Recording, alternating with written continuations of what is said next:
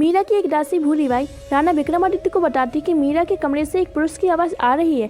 इस बात को सुनते ही राणा विक्रमादित्य गुस्से में आग बबूला होकर मीरा के कमरे में जाते हैं और गुस्से में मीरा के दरवाजे को पैर मारते हैं और तलवार लेकर वो किसी को ढूंढने लगते हैं। मीरा ने हंसते हंसते राणा विक्रमादित्य को कमरे में बुलाया।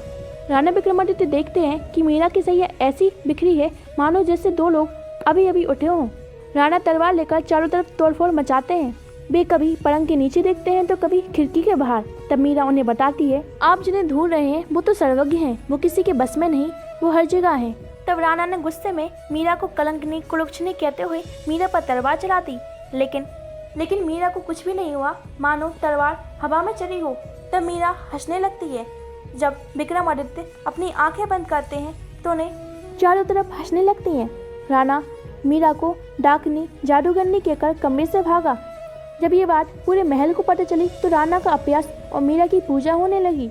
अगले दिन मीरा की सास और कुछ स्त्रियां मीरा को घुमाने के लिए भूत बंगले ले गईं। राणा विक्रमादित्य की बात सुनकर सभी स्त्रियां भूत बंगले से बाहर आ गईं और मीरा को कमरे के अंदर करके ताला लगा दिया। तब मीरा की दासी और साधु संत पूछते हैं कि मीरा कहाँ गई, तो सभी को अलग अलग जवाब मिल जाता है कि मीरा बीमार है या तीर्थ स्थान गई है। लेकिन राणा से चाबी मांगने की हिम्मत किसी के पास नहीं थी। लेकिन नगर के वासियों ने जब राणा पर दबाव डाला तो राणा को सैनिकों को चाबी देनी पड़ी और भूत महल का जब दरवाजा खोला गया तो राणा ने देखा एक दिव्य प्रकाश वहां से आ रहा था। मीरा आंखें बंद करते हुए पद्मासन में बैठी है। इतने दिन भोजन न खाने का असर मीरा पर नहीं हुआ। अगले दिन राणा विक्रमादित्य के आदेश से जंगल से एक खूंखार शेर मंगवाया गया और मीरा के कमरे के बाहर छोड़ा गया। लेकिन मीराबाई अपनी दासियों को कहकर कमरे को बंद करवाने की जगह कहती हैं, दरवाजा को खोल दो क्योंकि आज तो नरसिंह भगवान पधारे हैं। लाओ पूजा की थाली लाओ। शेर मीरा की दहलीज पार करके मीरा के कमरे में गया। तब मीरा ने शेर को तिलक लगाने के लिए अपना हाथ आगे किया। तब शेर मीरा को आश्चर्यजनक देखकर अपना सिर नीचे कर देता है। तब मीरा शेर की पूजा अर्चना करने लगती है और दूध मिलाई खिलाने लगती है और वह शेर को दंडवत प्रणाम करती है तो शेर मीरा का सिर सूंघकर वापस चला जाता है। जिन सैनिकों ने मीरा के कमरे के बाहर शेर को छोड़ा था, शेर ने उन सैनिकों को मार डाला। तब मीराबाई ने श्री राम भक्त गोस्वामी तुलसीदास को पत्र लिखा। वे तुलसीदास से पूछती हैं, मुझे बचपन से ही भक्ति की ज्योति प्राप्त हुई है और ये ज्योति मैं कभी छोड़ नहीं सकती। ये मेरे प्राणों के साथ ही जाएगी। भक्ति के प्राण सत्संग है, लेकिन मेरे घर के लोग सत्संग को बैरी समझते हैं। मेरी भक्ति करना, संतों के साथ उठना बैठना, नाचना गाना उन्हें घोर कलंक के भांति लगता है और नित्य मुझे प्रभु से अलग करने का कोई ना कोई प्रयास करते रहते हैं। स्त्री का धर्म है कि घर ना छोड़े, इसलिए मैं विचार करके इसी घर में रही हूँ। इसलिए मैंने सब कुछ छोड़ दिया है। इसलिए आप मुझे मार्ग बताइए, मैं क्या करूँ। मीरा ने ये पत्र तुलसीदास जी को पहुंचाने के लिए एक ब्राह्मण को चुना और उनसे कहा कि गोसाई तुलसीदास अभी चित्रकूट में हैं। आप ये पत्र उन्हें दे दीजिएगा, मैं उनके उत्तर की राह देखती रहूंगी। कुछ दिन बाद मीरा को तुलसी जी का जवाब मिला। उन्होंने साफ बताया था कि जिस किसी को भगवान प्यारे नहीं, उस परिवार भाई बहन कुल को त्याग देना चाहिए। ठीक उसी प्रकार जिस प्रकार विभीषण ने अपने भाई रावण को त्यागा था, भक्त प्रहलाद ने अपने पिता हिरण्यकश्यप को त्यागा था। इस जवाब को सुनकर मीराबाई बहुत प्रसन्न हो गई। मीरा ने अपने मायके मेरता में पत्र भेजा। मीरा को वापस बुलाने के लिए मुकुंददास और उनकी पत्नी को भेजा गया। जिस दिन से मीरा के संबंधी उसे वापस ले जाने आए, उस दिन से राणा विक्रमादित्य उनके सामने मीठा स्वभाव रखने वाले हो गए। उसी बीच होली आई। चित्तौड़ में मीरा की आखिरी होली थी। उसे श्री कृष्ण ने होली की लीला के दर्शन दिए। मीरा ने देखा कि वह श्री कृष्ण और राधा रानी के साथ होली मनाने के लिए बरसाना जा रही है।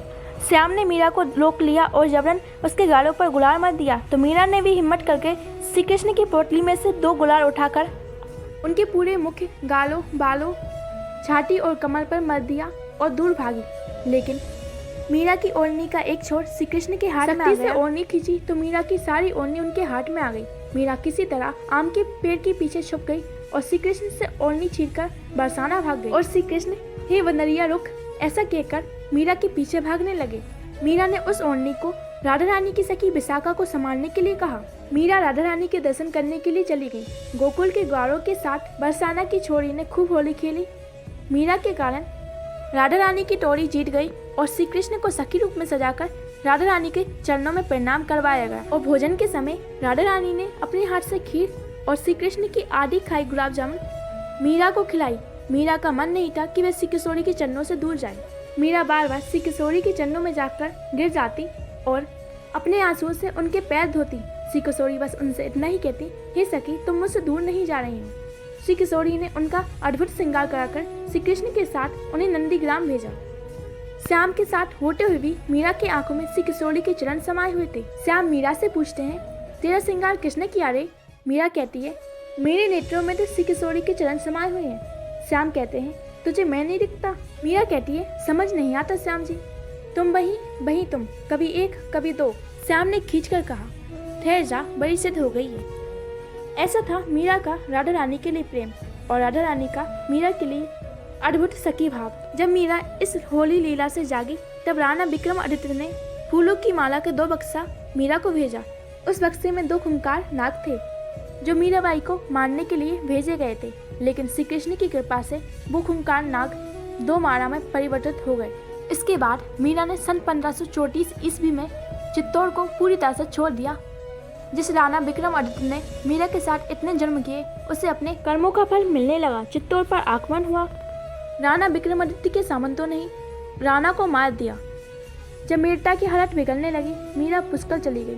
फिर उसने सोचा, दर भटकने से अच्छा है वे प्रभु के धाम वृंदावन चली जाए। फिर मीरा वृंदावन चली गई। ऐसी वीडियो देखने के लिए सब्सक्राइब करें।